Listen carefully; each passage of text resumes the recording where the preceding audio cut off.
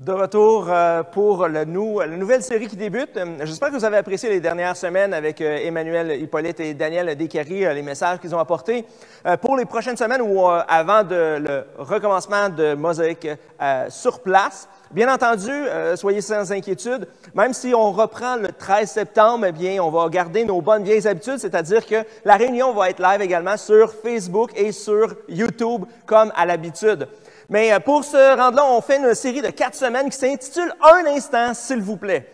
Et c'est comme si le COVID nous a fait réaliser un petit peu plus l'importance du temps ou comment est-ce que c'était vraiment justement il y a des éléments dans le temps qui sont essentiels et que des fois, on n'a pas ce contrôle-là sur le temps. Puis on dirait que la Terre a été mise sur pause, puis c'est un instant, s'il vous plaît. Et on va regarder cette notion-là. Si vous avez été là les dernières semaines dans les capsules du mercredi, on a parlé du passé, du présent et du futur. On n'adressera pas nécessairement ces thèmes-là à travers cette série-là, mais oui, on va parler du temps à travers Ecclésiaste 3, et ça va être le verset 1 à 11. Ça nous dit, « Il y a un moment pour tout et un temps pour toute activité sous le ciel. Un temps pour naître et un temps pour mourir. Un temps pour planter et un temps pour arracher ce qui a été planté. Un temps pour tuer et un temps pour guérir. Un temps pour démolir et un temps pour construire. Un temps pour pleurer et un temps pour rire. Un temps pour se lamenter et un temps pour danser. Un temps pour lancer des pierres et un temps pour en ramasser. Un temps pour embrasser et un temps pour s'éloigner des embrassades. Un temps pour chercher et un temps pour perdre. Un temps pour garder et un temps pour jeter. Un temps pour déchirer et un temps pour coudre. Un temps pour se taire et un temps pour parler. Un temps pour aimer et un temps pour détester. Un temps pour la guerre et un temps pour la paix. Mais quel avantage celui qui agit retire-t-il de la peine qu'il se donne?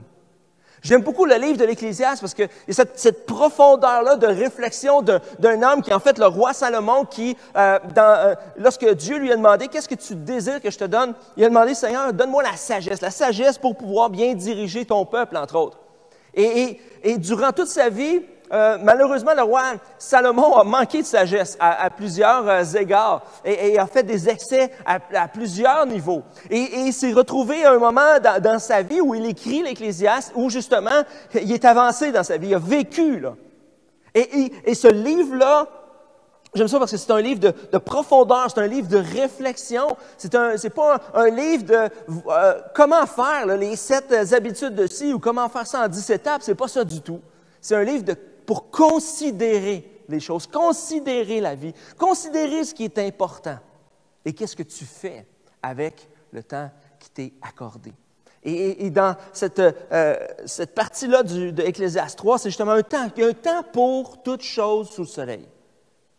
Wow! Il y a un temps pour toute chose. Et ici, Salomon va dire, une fois que tu as tout fait ce qui t'a été accordé, une fois que tu fais ce que tu fais, ce qui était les activités quotidiennes ou ce que tu veux te donner, tes passions, et ainsi de suite, il dit, qu'est-ce que tu en retires au fond? Qu'est-ce qui vaut vraiment la peine? Et on dirait que dans ce moment-là où on est arrêté avec le COVID, c'était un moment où justement, c'était de réfléchir à qu'est-ce qui vaut la peine. Et on dirait que tout tenait à un fil. Peut-être que votre emploi tenait à un fil, peut-être que vous avez perdu votre emploi, peut-être que vous étiez à la recherche d'un emploi. Et peut-être que même la santé, tout tient à un fil. Et de considérer, qu'est-ce qui est vraiment important? Et aujourd'hui, dans les 4 prochaines semaines, on va s'arrêter sur quelque chose de spécifique, un temps pour. Et aujourd'hui, on va regarder un temps pour attendre. Un temps pour attendre. Je ne connais pas personne qui aime vraiment attendre, en fait. Que tu sois patient ou non. Et c'est encore plus difficile pour les gens qui sont impulsifs parce que, on prend une décision vite. Et il y a des gens qui veulent zéro attendre. Et on s'en rend compte lorsqu'on est pris dans le trafic ou sur l'autoroute et qu'il y a quelqu'un qui coupe les sphères klaxonnées, la rage au volant, il y a des gens qui ne sont pas capables d'attendre. Tu es pris dans un trafic, puis là, tu klaxonnes pour que ça avance. Mais tu peux pas avancer plus, ça ira pas plus vite, même si tu klaxonnes. Et avec les derniers mois, une des choses qui a été dans nos vies quotidiennes à chacun, c'est attendre. Je ne connais pas personne qui arrive à l'épicerie, au magasin, ou peu importe, pour faire des courses, et qui voit la file dehors, puis qui se dit « Ah, yes, enfin, un autre fil. C'est ça que j'avais besoin aujourd'hui. Je vais faire 3 boutiques différentes, 3 magasins différents. Je vais faire 3 fils. Je vais perdre 1h30 de ma vie juste à attendre pour aller chercher un petit cossin. » Je connais personne qui était enjoué de ça, de dire « Enfin, des files d'attente. » En fait, je pense qu'une de mes définitions de l'enfer, c'est ça. C'est une file d'attente où tu n'arrives jamais au bout pour obtenir ce que tu veux. Tu fais juste attendre pour l'éternité.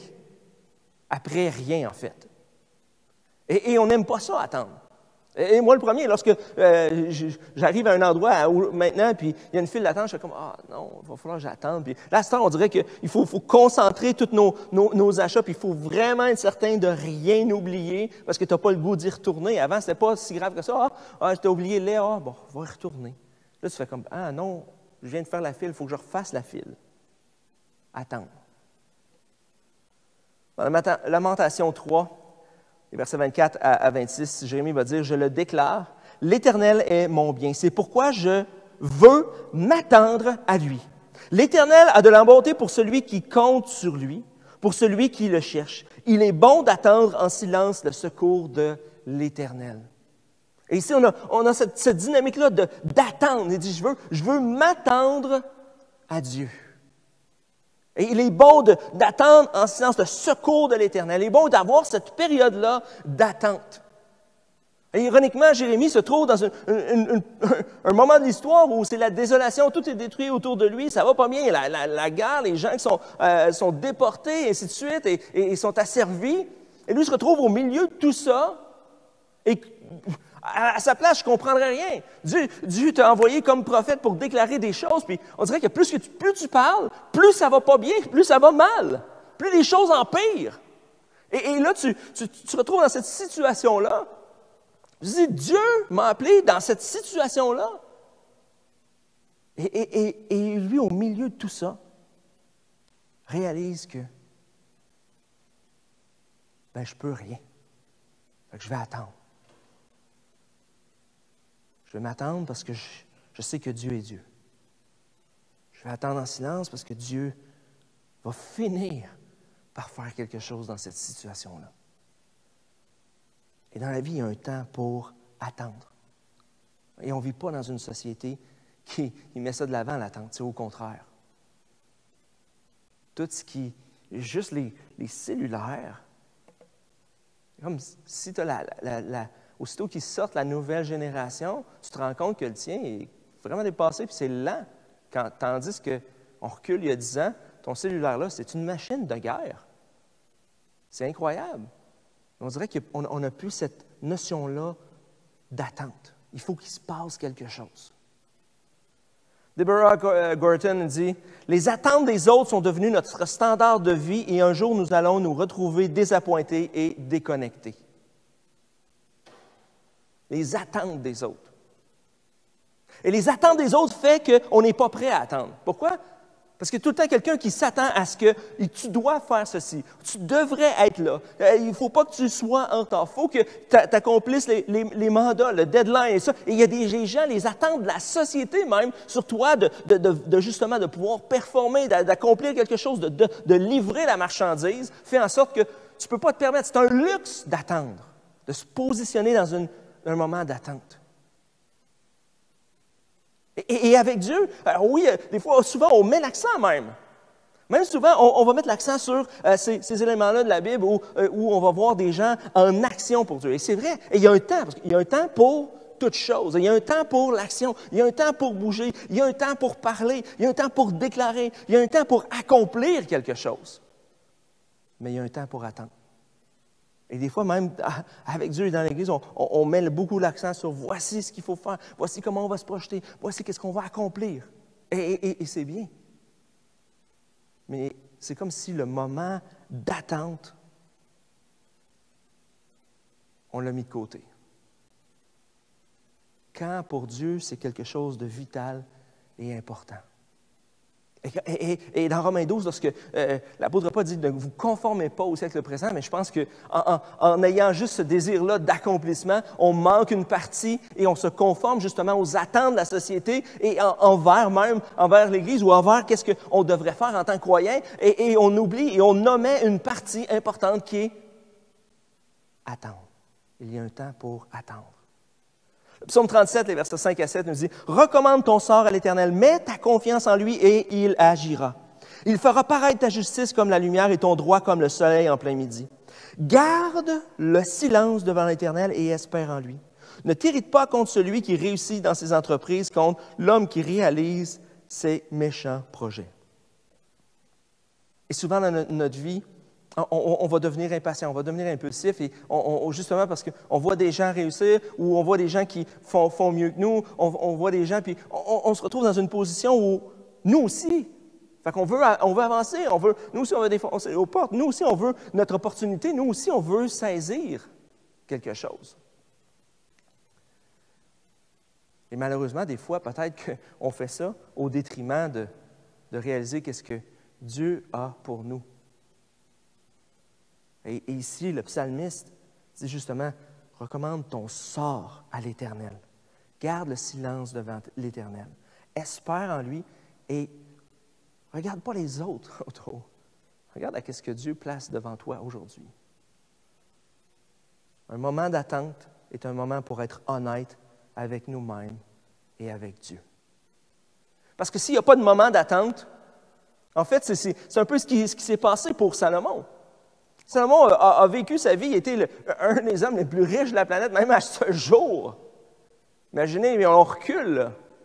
Même à ce jour, la richesse, la royauté, le pouvoir, il y avait tout ce qu'il voulait, il a même dit, tout ce que mon cœur a désiré, toutes les passions, j'ai pu les obtenir.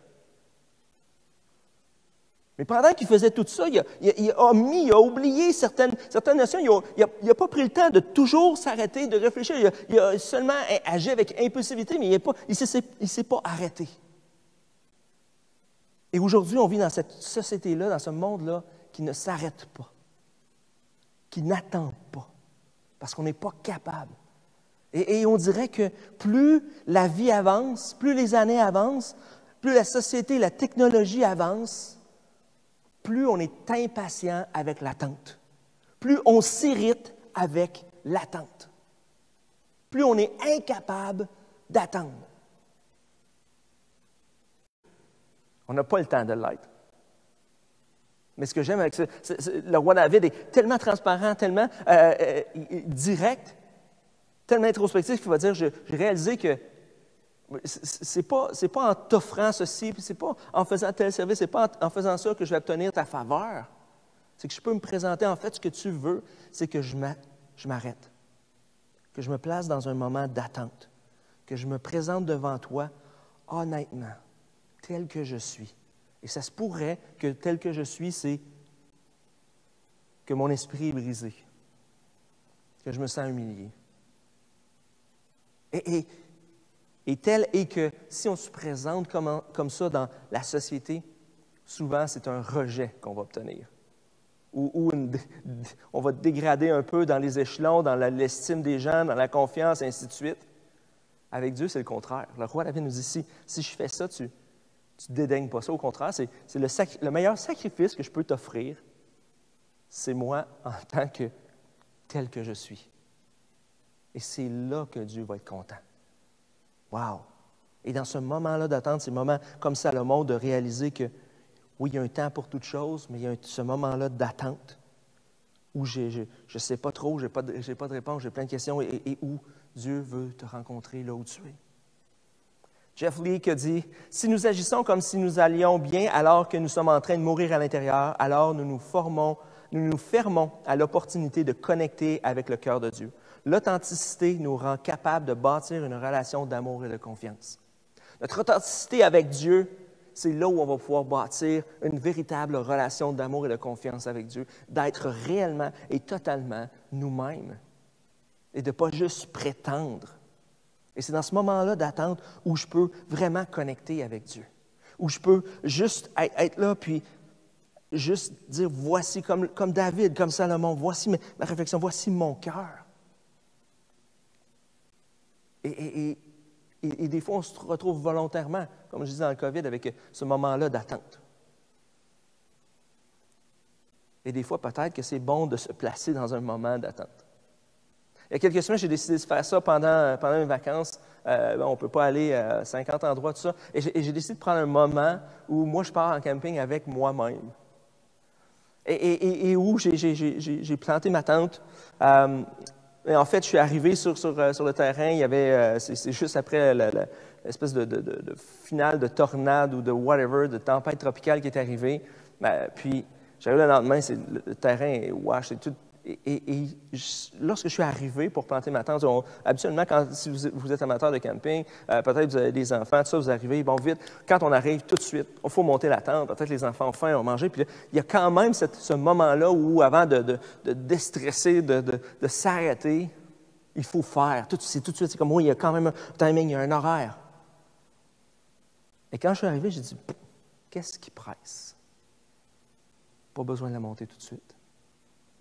Et de juste prendre le temps d'arrêter, de ne pas dire « Ouais, il est telle heure, il faut faire ça absolument, il faut manger là, il faut répondre à ci, les exigences. » Et de juste dire « OK, je suis ici, je suis Seigneur, je suis avec toi, je veux juste être honnête, je ne sais pas qu'est-ce qui... » Et j'ai pas de programme, j'ai pas de choses que je mets sur la table. Vite, il faut faire ci, il faut faire ça, il faut régler ça. Mais se placer dans un moment d'attente et de réaliser que l'attente dans nos vies, bien qu'elle peut être inconfortable, bien qu'elle peut nous frustrer, générer de l'incompréhension, de la frustration, il y a un temps pour ça. Ma vie n'est pas un temps d'attente, mais ça se peut qu'il y ait des moments dans ma vie qui soient des moments d'attente volontaires. Et que Dieu veut dire un instant, s'il vous plaît. Dans Josué 14, les versets 6 à 12, un de mes personnages préférés de la Bible, c'est Caleb. Et c'est cette histoire-là qui quand même me touche beaucoup. Ça dit, et c'est Caleb qui parle. Les Judéens s'approchèrent de Josué à Gilgal. Caleb, fils de Jephthé le Kénésien, lui dit, « Tu sais ce que l'Éternel a déclaré à Moïse, homme de Dieu, à mon sujet et au tien à Kadesh-Barnéa.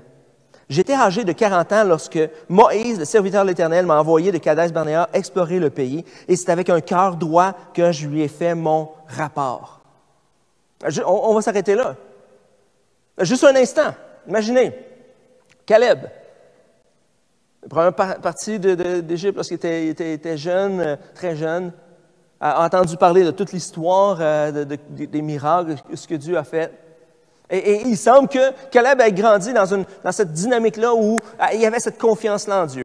Il voulait avancer, il semble être un combattant, un guerrier. Mais imaginez, c'est que il vit sa vie comme ça dans le désert pendant toutes ces années-là, sans aboutissement.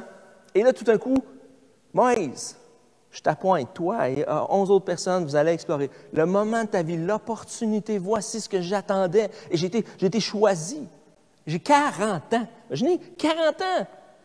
Et il va explorer, on connaît toute la situation, revient, et il y a juste Josué et lui qui sont favorables pour aller entrer dans la terre promise. Ça fait tout ce moment-là pour entrer, c'est le temps d'y aller, là. Mais les 10 autres vont convaincre toute la multitude, tout le peuple, de ne pas y aller. Imaginez la déception, imaginez la frustration, imaginez la colère. Et on poursuit. Mes frères qui étaient montés avec moi ont découragé le peuple, mais moi j'ai suivi pleinement la voie de l'Éternel, mon Dieu. En ce jour-là, Moïse a juré, « Le pays que ton pied a foulé sera ton héritage et celui que tes descendants pour toujours, parce que tu as pleinement suivi la voie de l'Éternel, mon Dieu. » Maintenant, voici que l'Éternel m'a fait vivre. Comme il a dit, il y a 45 ans que l'Éternel a dit cela à Moïse, à l'époque où Israël marchait dans le désert et où je suis aujourd'hui âgé de 85 ans. Je suis encore aussi robuste que le jour où Moïse m'a confié cette mission. J'ai autant de force que j'en avais alors qu'il s'agisse de combattre ou de partir en campagne et revenir. Donne-moi donc la région montagneuse dont l'Éternel a parlé à cette époque-là. Tu as appris alors qu'il s'y trouve des Anakim et qu'il y a des villes grandes et fortifiées. Si l'Éternel est avec moi, je les chasserai comme il l'a dit. 40 ans, la mission de ta vie. Tu reviens avec la déception de ta vie. Mais tu décides, Caleb a eu un moment d'attente de 45 ans. 45 ans d'attente pour finalement arriver là et dire, j'en ai 85 aujourd'hui, enfin, je vais pouvoir accomplir ce que Dieu... Enfin, je vais pouvoir saisir la terre qu'il m'a donnée. 45 ans d'attente. Et on n'a pas tous les détails de ces 45 ans d'attente-là. J'aurais aimé avoir la vie de Caleb. Vous savez, pas les filles de Caleb, mais la vie de Caleb. Et de voir en détail, puis de voir ce moment-là un peu comme David et Salomon, où on a quelque chose de plus introspectif, où on vit leurs émotions, leurs sentiments, leurs pensées, leurs réflexions, leurs joies, leurs peines, leurs victoires, leurs défaites. Mais on n'a pas ça. Mais il y a une chose qui est un dénominateur commun dans la vie de Caleb, c'est qu'il a toujours comme espéré en silence à travers ça. Il a toujours, malgré les frustrations, malgré les déceptions, il a toujours cru que Dieu allait faire quelque chose, que Dieu allait accomplir quelque chose. Et dans ce moment-là de silence, ce moment-là d'attente, ce temps d'attente, il semble que Caleb ait fortifié sa relation avec Dieu. Que Caleb a sûrement eu ce moment-là d'être authentique avec Dieu et qu'il a bâti cette relation-là d'amour et de confiance avec lui pour en arriver à déclarer cela à 85 ans. Rebecca Lyons dit, « Le silence nous aide à garder le calme, se concentrer et devenir encore davantage qui nous sommes supposés être. » Et on dirait que c'est Caleb. Le silence nous aide à garder le calme, se centrer et devenir encore davantage qui nous sommes supposés être. Et il me semble qu'à 85 ans, Caleb arrive et il est l'homme qui était supposé être. Il est celui qui voici, comment Dieu m'a créé, pourquoi, la but de ma vie, voici là. C'est ça que j'ai attendu, c'est pour ça que j'ai travaillé toute ma vie et j'y arrive là. Dans Romains 4, les versets 17 à 21, ça dit, on parle d'Abraham, il est notre Père devant Dieu en qui il a cru. Le Dieu qui donne la vie aux morts et appelle ceux qui n'existent pas à l'existence. Espérant contre toute espérance, Abraham a cru et est ainsi devenu le père d'un grand nombre de nations, conformément à ce qui lui avait été dit. Telle sera ta descendance. Sans faiblir dans la foi, il n'a pas considéré que son corps était déjà usé, puisqu'il avait près de 100 ans, ni que Sarah n'était plus en état d'avoir des enfants. Il n'a pas douté par incrédulité de la promesse de Dieu, mais il a été fortifié par la foi et a rendu gloire à Dieu, car il avait la pleine conviction que ce que Dieu promet, il peut aussi l'accomplir. La promesse de Dieu, 100 ans. Abraham arrive à 100 ans. Encore une fois, quelqu'un qui, imaginez le découragement, mais ça dit j'aime cette partie-là, ça dit qu'il a espéré contre toute espérance.